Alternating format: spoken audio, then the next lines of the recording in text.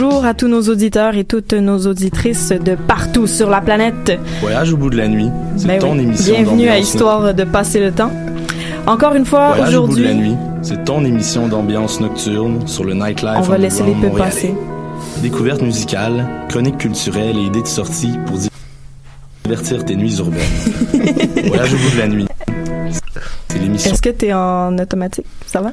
Voyage au but de la pub. Voyage au bout de la pub. Normalement, je suis en manuel, mais il va pas.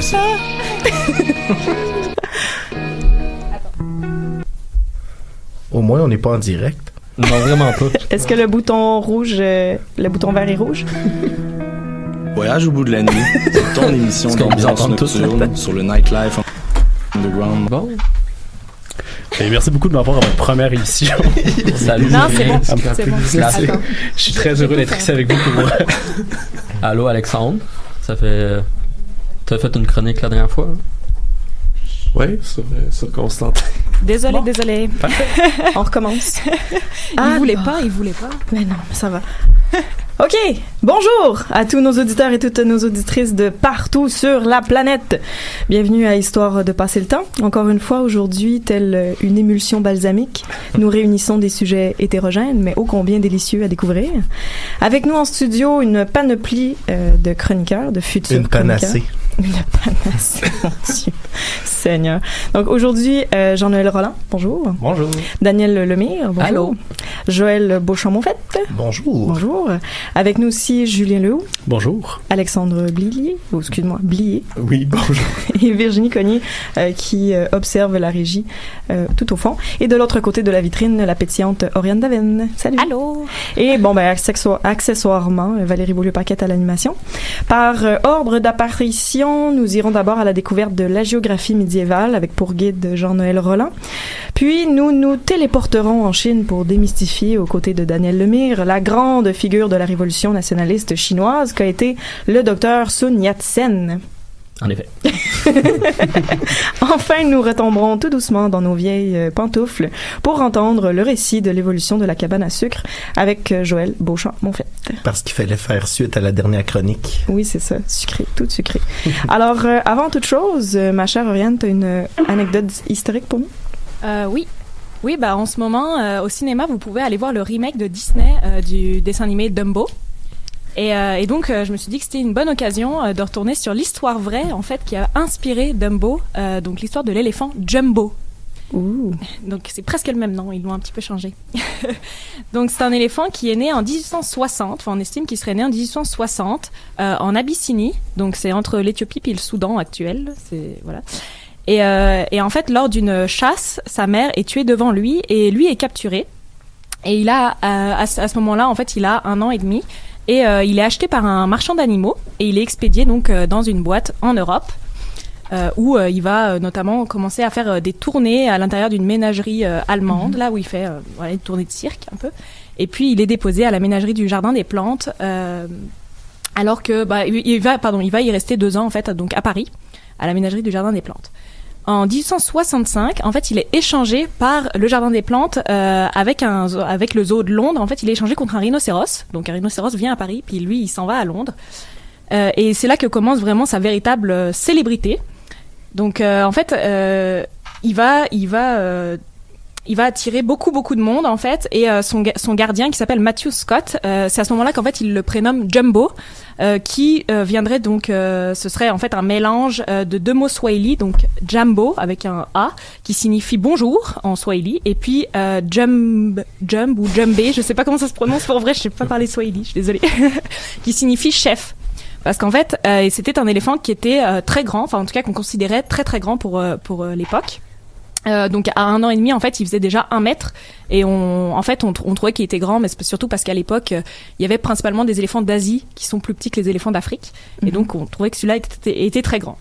Donc, et puis son nom, donc Disney a juste décidé de l'appeler Dumbo pour comme faire un jeu de mots avec c'est ça, comme niaiseux. C'est ça. Okay. Ils ont mélangé Jumbo, l'éléphant très célèbre, avec Dumbo. Disney a tout gâché. J'assume qu'il volait pas non plus. Non, je pense pas qu'il volait. Des étions. Donc il devient très célèbre, puis au zoo, en fait, c'est qu'il va transporter sur son dos plein d'enfants. On considère que genre en un peu moins de 20 ans qu'il passe au zoo de Londres, il aurait transporté près de 1 million d'enfants sur son dos. Oh mon Dieu. C'est beaucoup. Le 19e siècle me surprendra toujours. Ouais, c'est ça. Dont des personnes célèbres qui seraient passées sur le dos de Jumbo, par exemple Winston Churchill, Theodore Roosevelt ou encore les enfants de la reine Victoria. Ah ben. Il était vraiment célèbre. Et donc, arrivé à l'âge adulte, il faisait donc 4 mètres de haut. Donc maintenant, je suis allée voir sur Internet pour vérifier si 4 mètres de haut, c'était grand pour un éléphant. En fait, non, les éléphants comme lui font 4 mètres de haut adultes, mais comme j'ai dit, c'était vraiment, par rapport aux autres éléphants, il paraissait vraiment très grand. Et en fait, c'est à ce moment-là aussi que le terme jumbo, il va rentrer dans le vocabulaire anglais pour signifier en fait tout ce qui est énorme, tout ce qui est de très grande taille. Donc voilà, on peut parler de quelque chose qui est jumbo, c'est quelque chose qui est très gros. On n'utilisait pas ce mot-là avant? Non. Et non, c'est grâce à Jumbo l'éléphant. Je vais me coucher moins Dumbo. Ça, Oh my God. Quelle bonne blague. Donc, mais Jumbo, qui devient donc grand, en fait, est de plus en plus difficile à contrôler, de moins en moins docile, en fait, et bon, à ce moment-là, c'est un peu plus difficile de savoir qu'est-ce qui est vrai, qu'est-ce qu'on raconte, en fait. Parce que à ce moment-là, en fait, il va perdre ses défenses. Alors, son gardien, il va dire qu'en fait, l'éléphant, c'est lui-même arraché les défenses en les frottant contre les pierres qui sont dans son enclos. Puis, une association, de défense des animaux qui, elle, va dire qu'en fait, le zoo aurait coupé les défenses de l'éléphant pour protéger les enfants, en fait, et notamment, les personnes qui venaient au zoo. Et en fait, donc il est vraiment dangereux. Il devient dangereux parce qu'on arrive donc moins à lui faire faire ce qu'on veut en fait. Et le directeur du zoo va même penser à l'abattre pour. Yeah. Et en fait, donc cette année-là, en fait, Jumbo va être vendu à un cirque américain, le cirque Barnum. Donc il va en fait traverser donc l'Atlantique et donc il fait en fait après il est vraiment l'attraction phare du cirque Barnum qui va faire des grandes tournées dans tous les États-Unis et qui va en fait créer le spectacle de cirque le plus rentable de l'histoire. Mais l'année d'après, en fait, Jumbo meurt percuté par un train. Donc ça c'est une histoire. Percuté par un train en Ontario, d'ailleurs, et où en fait c'est pareil. En fait, c'est que on va considérer que c'était, Barnum va dire que Jumbo s'est précipité devant le train pour sauver un enfant, mais des sociétés de protection des animaux en fait vont considérer que c'était de la maltraitance et qu'en fait Jumbo était déjà mort et qu'en fait on aurait mis en scène sa mort. Donc voilà, c'est un petit peu l'histoire quelle de histoire Jumbo. Triste, Jumbo. Ouais, Tout c'est ça vrai m'a pour donné dire. envie d'écouter le film. Ouais, c'est ça. Allez écouter le film, puis arrêtez d'aller au cirque. Disney, le massacre. Ouais, c'est un petit peu ça. Ouais. C'est plutôt le train qui l'a massacré, mais... Bref, sans plus tarder, sur cette note, je vais passer la parole à Jean-Noël Roland pour nous parler d'agiographie et non de géographie. Hein? Tout à fait. Bonjour à toutes et tous et encore merci à Histoire de passer le temps de prêter la parole à un médiéviste aujourd'hui pour vous parler d'agiographie et des vies de saints. Alors, l'agiographie, c'est-à-dire les écrits relatifs aux saints, est un sujet vaste en raison de la multiplicité des textes disponibles, édités ou non, et d'autre part en raison de l'importante production historiographique produite annuellement sur différents de ces aspects. La géologie, la science qui étudie les textes hagiographiques, concerne à la fois le monde chrétien occidental, donc latin, et oriental, grec, ainsi que la sainteté extra-chrétienne. On a des saints notamment au Tibet, tels que le prêtre Gyoki au 8e siècle, ou dans l'hindouisme avec Adi Sarkara, si je prononce bien son nom, au 9e. Bon, aujourd'hui je vais surtout me concentrer sur ce que je connais le mieux, donc le monde chrétien occidental et latin. En Occident, la géographie semble être un genre ambivalent qui propose de suivre la vie d'hommes et de femmes extraordinaires, dont le caractère hors norme garantirait la sainteté. Et dans un même temps, la géographie fournirait une littérature édifiante qui prétend proposer des comportements imitables et exemplaires à tout un chacun. Je ne peux m'empêcher de citer ici pour l'occasion José Ortega y Gasset, qui nous dit « Les vertus qui ont pour nous le plus de prix, qui ont le plus de sens, sont celles que nous ne possédons pas. » Ça donne matière à réflexion. Depuis les années 60 et 70, la géographie est sans aucun doute l'un des champs de recherche en histoire et histoire religieuse en particulier, qui s'est le plus développé et renouvelé en raison du changement de ses approches, de ses objets d'étude, de ses paradigmes et surtout des questionnements suscités par les divers apports des sciences humaines, comme la sociologie, la critique littéraire et j'en passe. Cet important dynamisme fait peut-être bien de lui l'un des champs de recherche les plus actifs de l'historiographie. L'historien ainsi confronté aux sources hagiographiques peut les consulter selon différents angles d'attaque, en s'intéressant par exemple au contexte historique des renseignements fournis par cette documentation textuelle, où le divin et le fantastique sont omniprésents, où les faits sont enjolivés parfois pour correspondre à des attentes et à des ambitions variées, qu'elles soient personnelles, politiques, économiques, religieuses, et j'en passe. L'historien peut également tenter de distinguer l'idéal de sainteté que ces sources proposaient à la dévotion et à la mémoire des fidèles.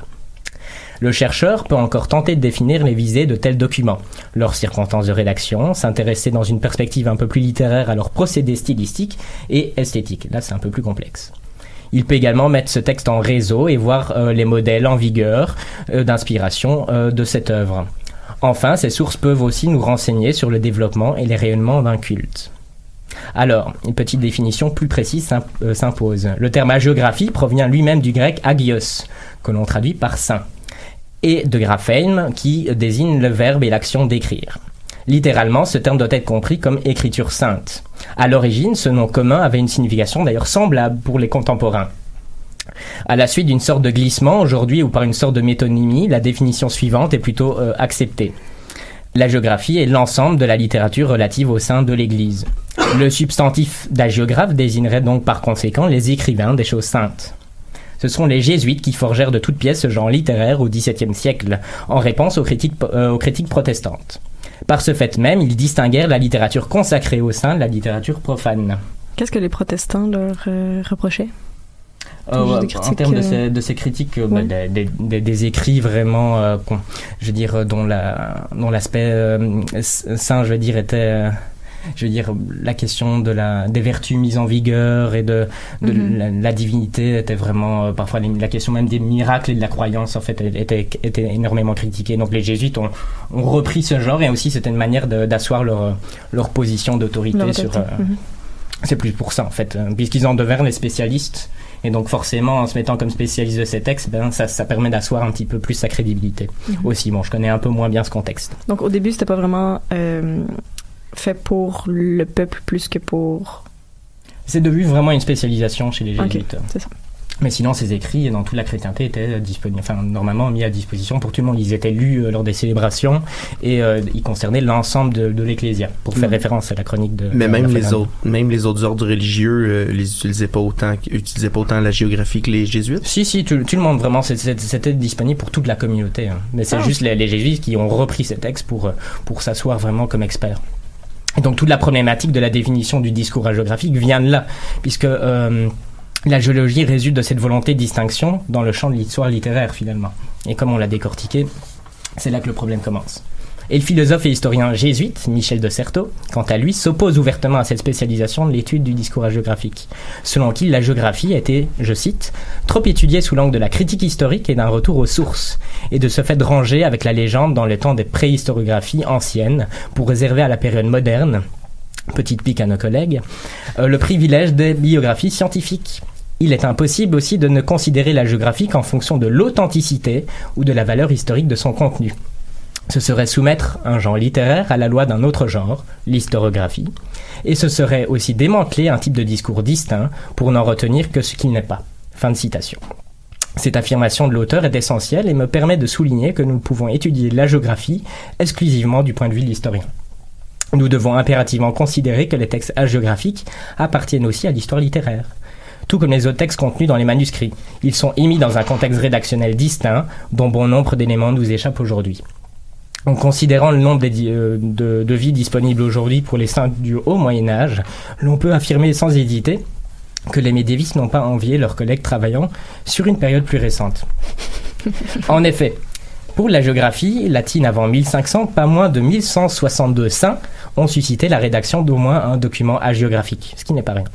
Et donc ces documents sont recensés dans la Bibliotheca Hagiographica Latina des Bollandistes et ses suppléments, pour un total qui avoisine bien plus de 13 000 textes, et oui, 13 000 textes. Pour la seule période qui me retient, pour la thèse, allant un peu... pardon. allant de 501 à 751, l'on comptabilise 509 saints, dont de nombreux sont des évêques. Il faut dire que les évêques, pour faire référence à la chronique d'il y a 2 semaines, ont considéré dès l'Antiquité tardive ce fait-là, la sainteté, comme étant, on les considère en fait comme étant des véritables impresarios du culte des saints, auprès desquels en fait ils associaient leur nom pour l'éternité. Le rôle pionnier que jouèrent les bollandistes et les mauristes dans l'élaboration des méthodes et des connaissances de la médiévistique et de la géographie est assez bien connu. Dans la publicité réalisée sur les réseaux sociaux pour l'émission, je parlais de leur grand ouvrage éditorial, les Acta Sanctorum, dans lesquels ils ont édité plusieurs textes propres à chaque saint. Les notices biographiques des saints y sont classées en fonction de leur date de célébration liturgique. Le jour de la fête est aussi appelé le dies natalis. Donc bien souvent, ce n'est pas le jour de leur... Pardon, excusez-moi. Bronchite oblige. Bien souvent, donc, il s'agit surtout de leur jour de leur mort ou de la translation de leur relique, et non de leur date de naissance qui était inconnue. Il suffit donc de connaître cette date et de se référer au volume concerné pour se documenter sur un saint donné. Attention pour les néophytes, les Acta Sanctorum sont rédigés en latin, encore et toujours le latin. Alors, oui. Même vieillies, ces éditions du XVIIe siècle constituent parfois encore aujourd'hui un référent à la matière, puisque ce sont les celles où apparaissent ces textes. Le premier volume qui est paru débute par le mois de janvier. Cette immense collection de 68 volumes suit ainsi le calendrier liturgique pour se terminer par le premier tome du mois de novembre, à la date du 10.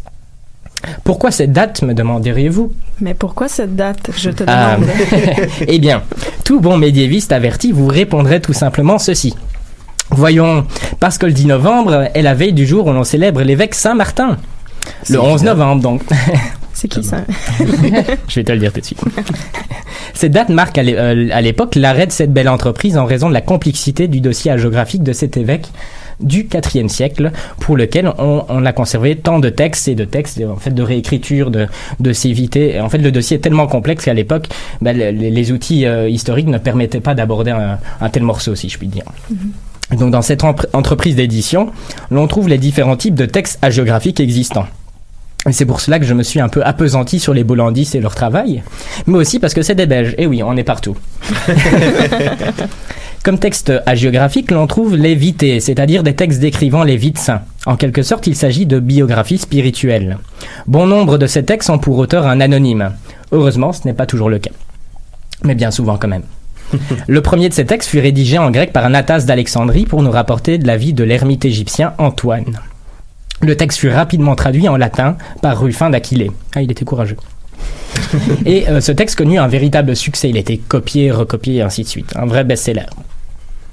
Un autre véritable best-seller au Moyen-Âge n'est autre que la biographie de l'évêque Martin, le même qui a posé problème en fait, rédigé par Sulpice Sévère, qui prône le modèle d'un moine évêque, ascète. Mais cet évêque ascète, il est vraiment de tous les excès dans son ascèse. Il est inimitable.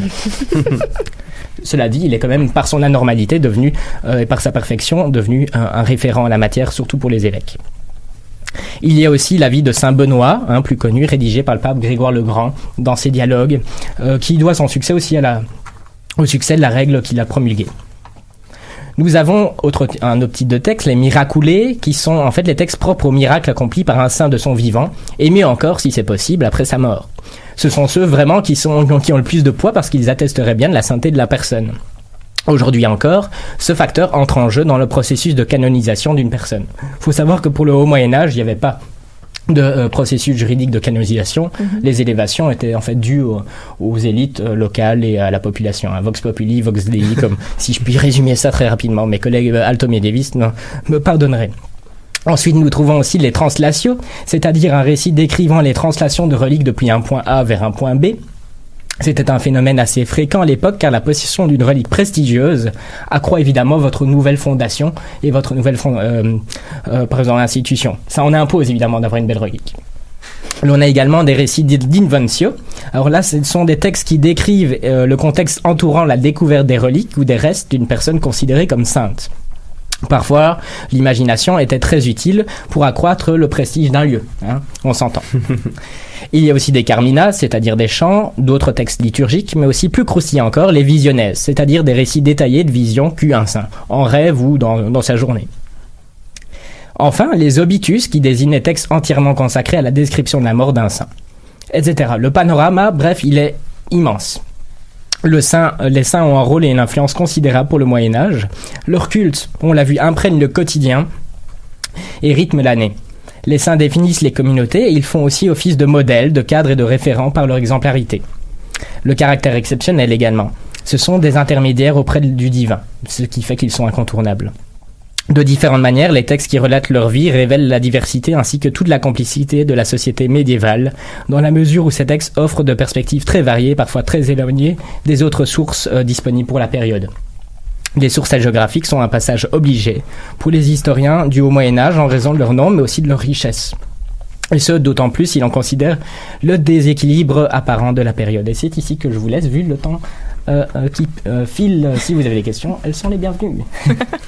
Eh bien, merci beaucoup. Ben, je vais vous laisser la parole s'il y avait des questions. Non? Je pense qu'on était tous très néophytes. Je pense que Jean-Noël m'a perdu à géographie.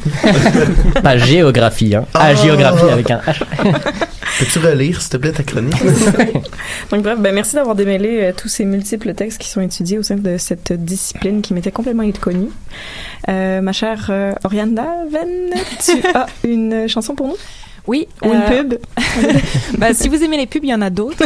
Je ne sais pas si vous aimez ça. Ou la même, on peut remettre la même en boucle. Vous l'avez aimé. Non, je vous propose de partir avec une chanson qui s'appelle Irruption de Gaël Faye.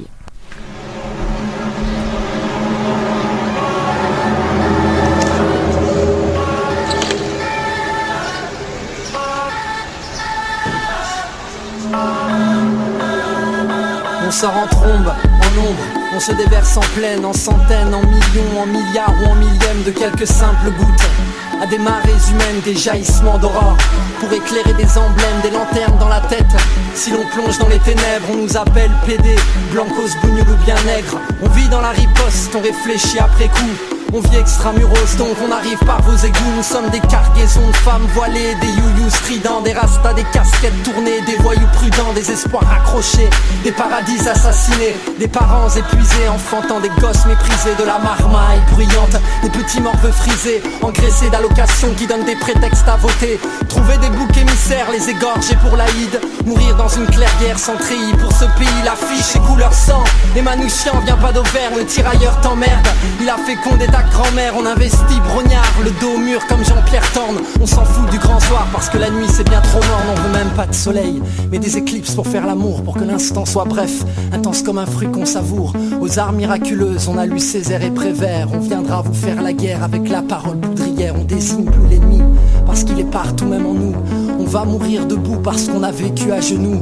On est sourd aux slogans et limé par trop de manifs. On devient arrogant, on veut rimer comme des canifs. On a plus 20 ans mais on en aura jamais 60, car on bouffe du bisphénol à l'heure d'une planète suffocante. On fait de nous des enfants pour nous interdire des luttes. Donc nous on prend Peter Pan, on va redevenir adulte. On a coincé nos rages entre le mérite et l'héritage, et les puissants confisquent ce que les pauvres se partagent. À leur chaise musicale, personne ne joue, personne s'assoit. On occupe du terrain, être indigné ça va de soi. Angela qui est fan de soi pendant que ton papa est pas là. On va ouvrir les portes de Soledad ou Attica. Pharmacodépendant des OGM pour nous doper. J'ai recraché l'assiette, monté le cheval et galopé. Braqué un RER, diligence, l'Apache de Belleville. Viendra crier vengeance comme Balavoine arrive en ville. Ils veulent nous assigner des places et nous faire signer. Les amoureux au banc public n'arrêteront jamais de s'aimer. Depuis que nos checks ressemblent à des poignées de main de montoir, on ne laissera personne parler au nom de nos espoirs. On n'est pas des victimes, encore moins des condamnés. On arrivera de l'aube en éruption spontanée.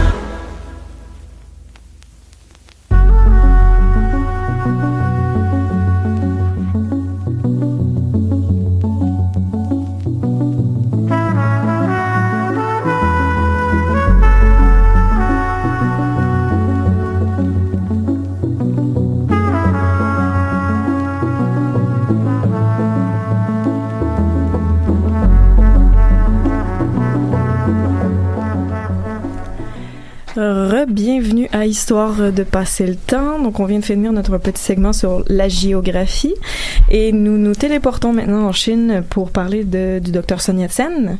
Oui, éclaire-nous, Daniel. Alors, j'ai essayé de trouver un sujet qui, évidemment chinois, qui avait quelque chose de commun avec le sirop d'érable. C'est toujours le gros défi. Et la géographie des évêques du Moyen-Âge. Quand même assez large, comme ouais, ça. Mais j'ai trouvé quelque chose, c'est évidemment un homme, mais plus que ça, un symbole, Sun Yat-sen, le père de la nation ou un des précurseurs de la révolution, dépendamment où on se situe dans le monde. Donc, justement, une des particularités de Sun Yat-sen, c'est que c'est une des rares figures du 20e siècle, début surtout, qui est partagée ou respectée, honorée à la fois en Chine continentale, à Taïwan et dans la diaspora partout dans le monde. Donc, je vous rappelle, la Chine est divisée par une guerre civile depuis 1949. Elle l'est toujours aujourd'hui. Et dans le fond, Sun Yat-sen, pendant très longtemps, était une des rares figures qui faisait la jonction. Donc, dans la chronique, je vais essayer de présenter comment un homme dont la carrière peut essentiellement être réduite à un échec un peu, a pu quand même, malgré tout, cultiver une légende et ensuite de ça, devenir un symbole après sa mort. Donc, pour l'homme lui-même, il est né en 1866 dans le sud de la Chine. Rapidement, il va aller à Hawaï pour étudier dans les écoles occidentales et christianisées. Il va donc rapidement prendre leurs valeurs. Il va faire une formation en médecine, puis il va porter les habits occidentaux, par exemple. Mais rapidement, la médecine ne va pas être sa vocation par excellence. Il va préférer devenir révolutionnaire. Donc, c'est important de rappeler que la Chine de l'époque est sous domination des Mandchous, un peuple qui vient du nord, essentiellement de la Corée, et avec aussi les Mongols, ils vont devenir la dynastie régnante à partir de 1644.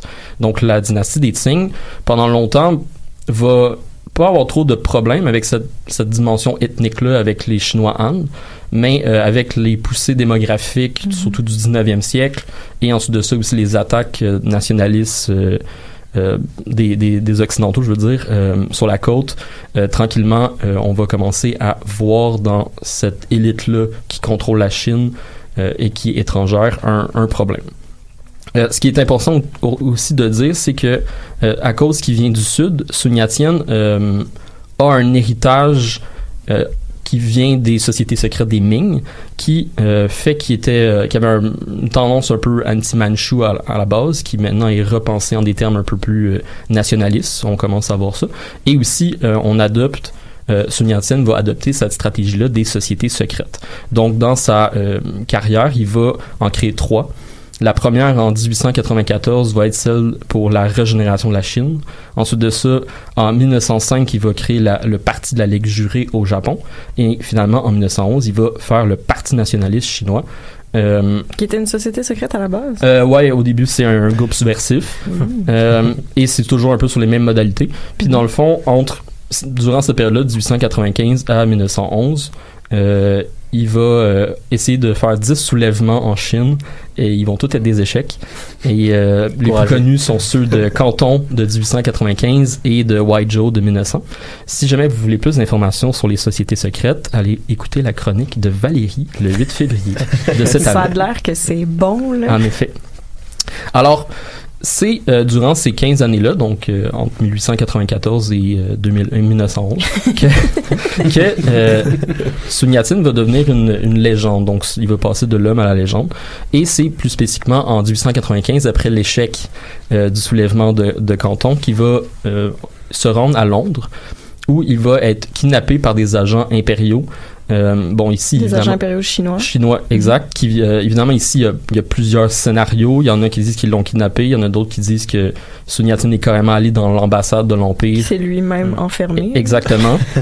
Pour les défier. Évidemment, je pense pas qu'il prévoyait se faire arrêter. Mais dans tous les cas, il va être séquestré pendant 12 jours. Mais après plusieurs autres scénarios de péripéties variés, il va réussir à glisser un mot à son professeur qui avait rejoint de médecine, qui était à Londres, qui va informer le gouvernement britannique et ensuite de ça, la presse, et ça va faire la tollée très rapidement. Et après 12 jours, il sort donc une légende. Il devient le symbole ou un des plus grands leaders de la révolution. Avant ça, dans le fond, il était insignifiant. Il faut vraiment comprendre de même. Comme de quoi, il ne faut jamais lâcher, malgré des échecs répétés.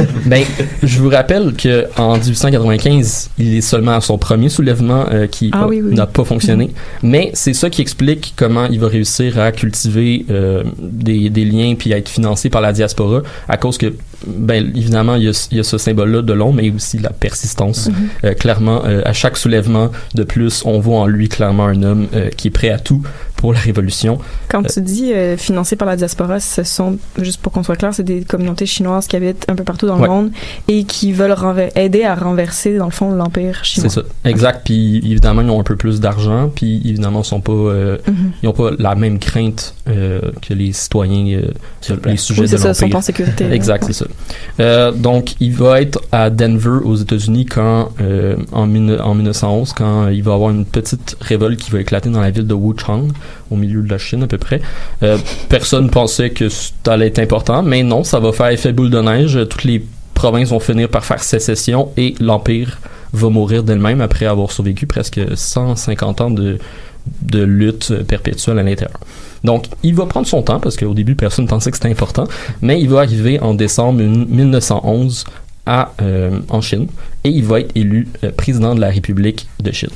Mais fait que là, il arrive, la révolution a déjà été faite. Oui, mais fleur au fusil. Là. Mais je tiens à souligner, je vous l'ai dit, sa carrière n'est que échec. 4 mois plus tard, il est forcé à fuir par Yuan Shikai, le seigneur, un général des armées du Nord, qui le force à démissionner et fuir. Et rapidement, la Chine sombre dans l'anarchie complète. Avec plusieurs bastions qui commencent à s'entretuer un peu partout. Et donc, entre 1912 et 1918, il essaie de fuir. Là, le Japon, évidemment, est plus de moins en moins un lieu pour recevoir de l'aide parce que il a son propre agenda, on va dire. Mais à Canton, en 1918, il finit par convaincre les seigneurs de guerre qu'ils devraient se convertir à la cause révolutionnaire. Ce qu'ils font. Et autour de 1920, ils réussissent à consolider cette base-là. Mais à partir de ce moment-là, Sun Yat-sen est de moins en moins confiant et de plus en plus frustré du support occidental. Et dans ce sens-là, il va aller voir l'URSS pour être financé. Alors, il va s'équiper avec leurs armes, il va accepter leur financement et finalement, il va restructurer le Parti nationaliste chinois sous une structure marxiste-léniniste. La seule exigence de l'URSS, c'est d'intégrer le Parti communiste dans ses rangs, ce que Sun Yat-sen va accepter. Alors, rapidement, on va fonder donc une académie militaire qui va être sous le contrôle de Chiang Kai-shek et finalement aussi la propagande va être enclenchée par Zhou Enlai. À ce moment-là, le Parti communiste n'est pas très très important, je me dis. Ils sont 50. 2 classes. Donc, c'est vraiment important de comprendre qu'ils n'étaient pas beaucoup. Donc, c'est pas une menace de les intégrer dans leur rang, c'était comme... Non, c'était si seulement il y avait su. C'était vraiment facile. C'était un gain facile. Mais bon, encore une fois, comme je vous le dis, malgré sa légende, sa carrière n'est que échec. Sun Yat-sen meurt avant que ces troupes-là endoctrinées à la cause nationale puissent prendre d'assaut le reste de la Chine. En 1925, il meurt. La Chine est proclamée république après une victoire en 1927 des forces nationalistes. Et c'est à partir de ce moment-là que la légende commence à devenir un symbole. Donc, ce qui est important de comprendre, c'est qu'autour des années 30, le régime nationaliste, il y a une division importante en 2 groupes rivaux, et on essaie de se mettre en filière avec Sun Yat-sen, donc Chiang Kai-shek d'un côté, Wang Ji-wei de l'autre bord. Dans le fond, les noms sont pas importants ici, mais ce qui est important de comprendre, c'est on le voit comme le père et on essaie de se mettre dans la même logique qu'un fils. Ensuite de ça, ce qui fait vraiment plus, qui explique vraiment mieux pourquoi il est devenu un symbole, c'est après. Dans le fond, au lieu d'essayer d'expliquer l'histoire, je l'ai essayé de le réduire à des explications plus claires. Dans le fond, Sun Yat-sen était en plusieurs mondes. Comme je vous l'ai dit au début, il est né en Chine, mais rapidement il va incorporer la tradition de la diaspora et finalement il va aussi s'occidentaliser. Idéologiquement, il va s'adapter à tous ses interlocuteurs pour ramasser de l'argent. Et évidemment, à cause que sa carrière n'est que échec, il doit s'adapter constamment, remanier son discours, et c'est à cause de ça qu'il est devenu un caméléon. Donc, on le voit bien quand on regarde les 3 principes du peuple qui sont plus ou moins sa doctrine. Genre les fondements de son parti. C'est ça, ouais. Donc, c'est le nationalisme, la démocratie et le bien-être du peuple. En français, ça a l'air pas si pire, mais en fait, en chinois, en chinois, c'est plus cryptique que ça, dans le sens que les concepts ont pas la même ils sont plus flexibles que nous, on les comprend. Puis il y en a du peuple, souvent c'est traduit comme socialiste. Donc, ce que je voulais dire, c'est à cause de sa flexibilité, ça fait de lui un symbole parfait pour pouvoir être incorporé par différents régimes, que ce soit les communistes ou Chiang Kai-shek ou la diaspora, qui eux aussi aiment ça avoir un symbole qui leur ressemble, puis lui-même il est issu de la diaspora d'une certaine manière. Aussi, paradoxalement, j'ai l'impression que c'était un symbole qui était facile parce que sa carrière fut un échec. Étant donné qu'il n'a jamais réussi à bâtir une république en son nom, il n'a jamais dû faire de choix décisif et final entre, mettons, le communisme ou le capitalisme. Il n'a pas eu la chance de perdre l'appui. Exactement, on a moins d'ennemis dans ce Exactement, puis si on regarde son successeur immédiat, Chiang Kai-shek, lui, il a fait un choix très rapide en 1927 quand il a purgé plusieurs milliers de communistes, parce que là, il était plus 50, il était 10 000. Il les a purgés à Shanghai, et donc on voit vraiment qu'ici, le fait qu'il était un caméléon, le fait qu'il était un échec faisait qu'il était C'est facile de réécrire son histoire. C'est ça. Puis C'est le candidat idéal. De prendre des éléments qu'on veut, puis il faut comprendre aussi que le Parti communiste se retrouve parfaitement dans les 3 principes du peuple. Selon eux, ils font du centralisme démocratique, ils sont un peu pas mal nationalistes, puis le bien-être du peuple, évidemment, c'est du socialisme selon eux. Alors, il n'y a aucune difficulté à le voir, puis c'est pour ça qu'il y a une statue de Sun Yat-sen dans le Chinatown. Donc, il est partout. Oui, c'est vrai. Chinatown ici? Oui, c'est vraiment le symbole ultime parce qu'il fait la jonction puis pendant longtemps. Maintenant, il commence à avoir un petit peu de compétition. Mais les immigrants chinois aussi qui sont arrivés qui ont vécu dans le Chinatown, en tout cas, je ne sais pas si c'est encore le cas, mais ils sont issus principalement de cette diaspora, comme pas taïwanaise, mais nationaliste. Du Sud, mais en même temps, la nouvelle diaspora vient du Nord, puis ils n'ont aucun problème avec Sun Yat-sen, justement, c'est ça qui est parfait. Non, c'est ça. Fait que alors, ça quand on fête, tout le monde, dans le fond, à la fois en Chine continentale, puis à Taïwan, puis dans la diaspora, on va toujours fêter le 10 octobre 1911, qui est une fête que tout le monde est d'accord avec. Après ça, en 49, ça devient plus compliqué avec la révolution communiste. Ça serait une chronique intéressante, ça, sur le Chinatown. Je m'adresse s'il y a des étudiants en Chine ici. Je ne sais pas s'il y en a. Il y a des très bons articles dessus. Oui, certainement. Merci beaucoup. Daniel, est-ce qu'il y avait des questions? J'aurais peut-être une petite question, Daniel. Mon Dieu. T'as mentionné, d'abord, que Chiang Kai-shek a fait 10 tentatives. Sun Yat-sen, non? Sun Yat-sen, excuse-moi. Il a fait 10 tentatives de révolte. Ouais. Ça a été carrément maté, mais y a-t-il des répercussions derrière cela? Est-ce qu'il a été emprisonné? Ou... il a toujours réussi à fuir, puis je tiens à souligner, c'est 10 avant 1911. Après ça, il y en a d'autres. Là, je connais pas le compte, mais il est persistant. Donc, la persistance, c'est le mot-clé de sa légende. Puis l'échec, c'est celui de la carrière. C'est vraiment c'est incroyable. C'est vraiment incroyable comment c'est un paradoxe. Figure passionnante. Merci beaucoup de nous avoir fait découvrir ce personnage. Puis moi, j'ai toujours un billet pour la Chine. Fait que... Yahoo! Bref. Oriane. On s'en va en musique. Oui. Qu'est-ce qu'on écoute? On écoute un artiste camerounais qui s'appelle Blick Bassi. Et donc là, on écoute Nyango.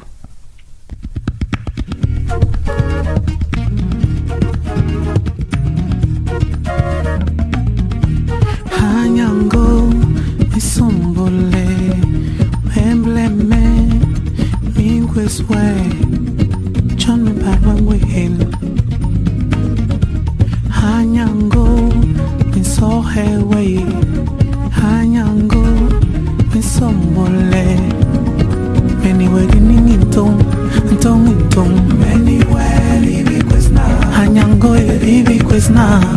Kihinde bonge, anywhere divi quizna, anywhere divi quizna, adu quizna, ki balbosi.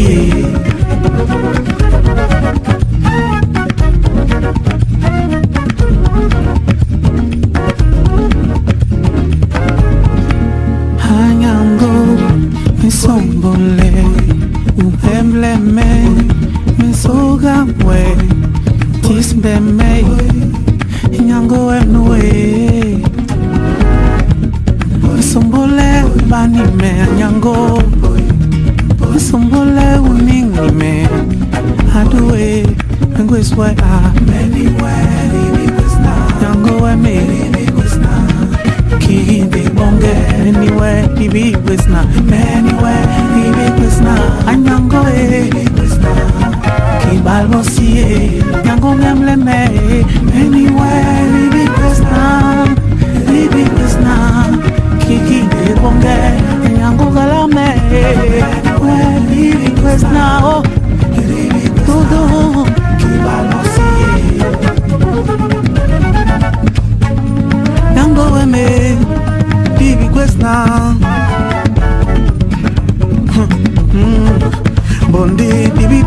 gintong, ibe no matame.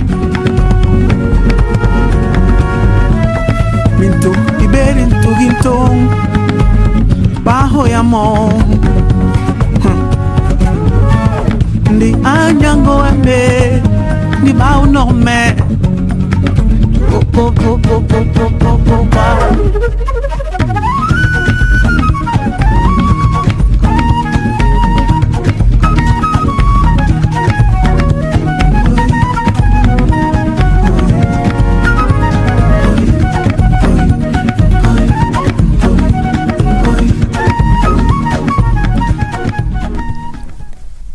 Bienvenue à Histoire de passer le temps et bienvenue à ceux qui viennent de se joindre à nous pour la meilleure chronique. Yeah! Yes! Toute sucrée encore une fois sur la cabane à sucre. Ça vient d'où? Ben oui. Il y en a peut-être qui ont écouté il y a 2 semaines. J'étais ici avec Jean-Noël pour une chronique sur le sucre d'érable. Donc, je vais commencer par rappeler les grandes lignes pour ceux qui sont pas des chanceux et qui nous ont pas entendus il y a 2 semaines. Donc, dans ma dernière chronique il y a 2 semaines, on a parlé du sucre d'érable. On a vu que les Autochtones qui extraient la sève de l'érable n'arrivent pas à la faire bouillir au point de faire du sirop ou du sucre. Ils arrivent pas ou ils le savent juste pas? Ils y arriveraient probablement, mais ils n'ont pas de contenant Okay. en fer. Ah! C'est des seaux en écorce. J'étais pas là, je non, m'excuse.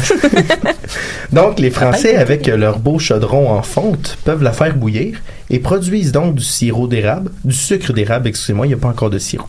Mais c'est produit en très petite quantité. Pourquoi? Ben, d'une part, leur alimentation contient très peu de sucre, qui est d'ailleurs surtout associé au domaine de la pharmaceutique. Si vous ne me croyez pas, dites-vous qu'on consomme en 1735 environ, give or take, 70 fois moins de sucre qu'aujourd'hui. 70? Ouais, ça m'étonne pas. Ça m'étonne pas non plus. Dans mon cas, c'est plus 120, mais bon, c'est un autre débat. Moi, ça dépend des semaines. D'autre part, la production du sucre d'érable est essentiellement centrée sur l'autosuffisance et la consommation familiale. Il faut donc attendre les changements dans les goûts alimentaires et l'accès au marché que facilitent les Britanniques pour voir apparaître une culture pré-commerciale du sucre d'érable. Ça, c'est surtout à partir des années 1790. Ça prendra encore une génération pour que les bois francs, qui sont peuplés de loyalistes américains, commencent à se spécialiser dans la production du sucre d'érable en grande quantité. Mais dans toute cette période, nous sommes encore très loin, à presque 100 ans, des cabanes à sucre telles qu'on les connaît aujourd'hui. Pourquoi, dans ce cas-là, associe-t-on la cabane à sucre à une culture traditionnelle, typiquement canadienne-française ou même québécoise? C'est une question qui se pose. Ben, je vais commencer par faire un historique de la cabane à sucre pour arriver à ces questions de la symbolique de la feuille d'érable. Au début du 18e siècle, on ne peut pas encore réellement parler de cabane. Pas de sucre non plus. En effet, le transport de la sève est l'opération la plus difficile, nécessite une forte main-d'œuvre. Et donc, pour se sauver de l'effort, on fait juste un feu à côté de quelques arbres et on la fait bouillir sur place. Éventuellement, on commence à vouloir se protéger du froid. Parce qu'il y a beau y avoir un feu, on est quand même en février ou en mars. Le vent du nord souffle assez fort. Encore maintenant. Oui. Parole de Belge. Donc, pour se protéger du froid, on construit un abri avec quelques planches, qui peut même pas encore s'appeler une cabane, on pourrait presque dire un shack. Et au cœur de la forêt, ces shacks qui sont isolés, ça fait des bons endroits pour se cacher. D'ailleurs, dans un procès pour séduction, au cours des années 1700, Jean-Baptiste Dubord avoue avoir été à la cabane du sucre, seul avec une dénommée Françoise Cartier pour discuter entre guillemets. Scandaleux. Oui. Mais au-delà des guillemets autour du mot discuter, vous aurez pu remarquer que j'ai bien dit cabane du sucre et non cabane à sucre. Et c'est dans le vocabulaire de l'époque. Ça révèle bien que la cabane n'a qu'une seule et une seule fonction, isolée au fond du bois et très loin de n'importe quelle forme de tourisme. Au cours du 19e siècle, donc les années 1800, la cabane devient plus permanente et se dote d'un toit en tôle à deux côtés, ce qui ressemble plus à ce qu'on lui connaît aujourd'hui. Par contre, son côté permanent fait en sorte qu'il faut transporter sur une plus grande distance la sève vers la cabane, qui est maintenant au centre de l'érablière. Mais, de qui est-ce qu'on dispose en premier pour nous aider, vous croyez?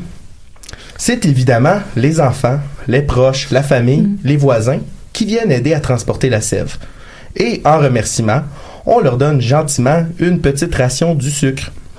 Vous voyez que tranquillement, on s'en va vers une cabane à sucre.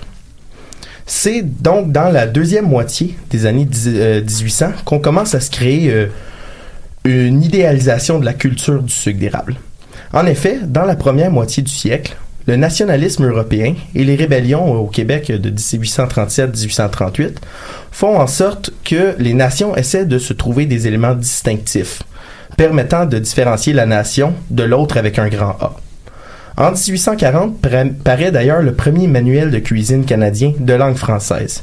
C'est dans ce livre que se trouvent la plupart des recettes qu'on considère aujourd'hui comme traditionnelles, même si pour la plupart elles ont été inventées à ces années-là. Pourtant, les repas dans la cuisinière canadienne seraient considérés pour l'époque très britanniques, contenant énormément de sucre, et des repas que mangeait l'élite britannique, comme du jambon, alors qu'en Nouvelle-France, on en mangeait très peu. Beaucoup de ces repas contiennent du sucre d'érable, mais ce n'est pas encore considéré comme un élément identitaire définissant. Un autre phénomène important dans la deuxième moitié du siècle est l'exode rural. En quittant les campagnes, les jeunes se retrouvent dans la ville, qui est sale, polluée, et se sentent déracinés. En réponse, on se met à idéaliser tout ce qui a attrait à la campagne, avec sa grande famille, ses fêtes rituelles et sa vie au rythme des saisons. Si vous m'avez suivi, vous aurez pu remarquer que la cabane à sucre est le candidat parfait pour être idéalisé dans une telle culture. Et c'est à partir de cette époque qu'on voit apparaître des gravures montrant la famille unie et réunie autour de la cabane. Dès lors, on commence à voir un marché pour cette vision. Et en 1890, on introduit une nouvelle invention, l'évaporateur.